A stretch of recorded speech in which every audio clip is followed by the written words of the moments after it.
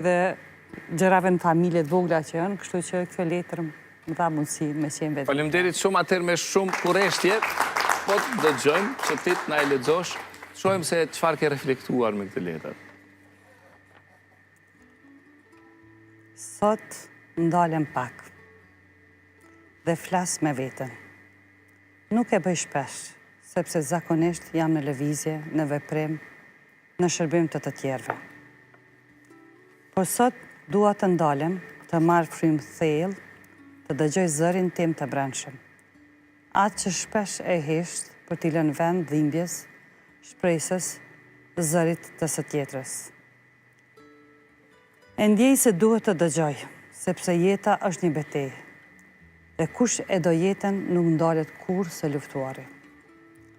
Dua të kujtoj, ty vetja ime, se gjithçka që je, nuk erdhi e lehtë në këtë jetë.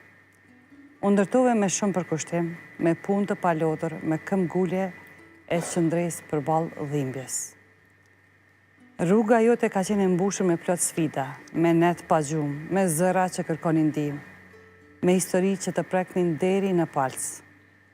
Por në mes të gjithë kësaj dhimbje, ke gjetur edhe kuptimin më të thellë të jetës. Ndjeshmëria për njeriun, për dinjitetin e atyre që janë të haruar në shoqërinë tonë. Kjo je ti, as si fëmijë, as si arritur, nuk e qëndruar kur indiferent. Edhe kur telefoni singron në natë të vona, e ti je shumë e lodhur, e prapë përgjigjesh, sepse e di që dikush ka nevojë për ty. Dhe ky është bekimi yt më i madh në jetë. Ke pasur ditë që ke menduar se s'mundesh më, se forca të është shterur. Por gjithmonë diku ka lindur një rrezë drite, në një buzëqeshje mirënjohëse, në një shikim i përlotur që rikthen shpresën dhe të kërkon të jesh e fortë për të vazhduar tutje. Aty ke mësuar se forca nuk është të mos qash, të mos dëzhohesh, edhe kur lotët të djegin fytyrën. Vetja ime, mos e humb butësinë tënde në asnjë rrethon.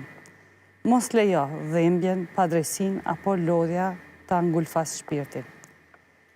Ndjeshmëria dhe profesionalizmi është forca jote, ajo që të ka mbajtur gjallë në çdo sohi. Andaj sot dua t'i falenderoj njerëzit që më kanë qenë pranë meje, familja ime e gjerë dhe ngushtë, të cilët më kanë thënë guximin dhe përkrahjen në çdo moment. Dua t'i falenderoj miqtë dhe kolegë të cilët kanë besuar në misionin tim më 3 dekada me radhë. E mbi të gjitha, dua t'i falenderoj gratë dhe burrat, të cilët i kanë ndarë plagët e tyre. Prej tyre ka mësuar çfarë do të thotë të përjetosh të mirë lufte dhe të mbijetosh me dinjitet. Mbaj mend gjithmonë fjalët e Nën Terezës, ne nuk mund të bëjmë gjëra të mëdha, por vetëm gjëra të vogla, por me dashuri të madhe.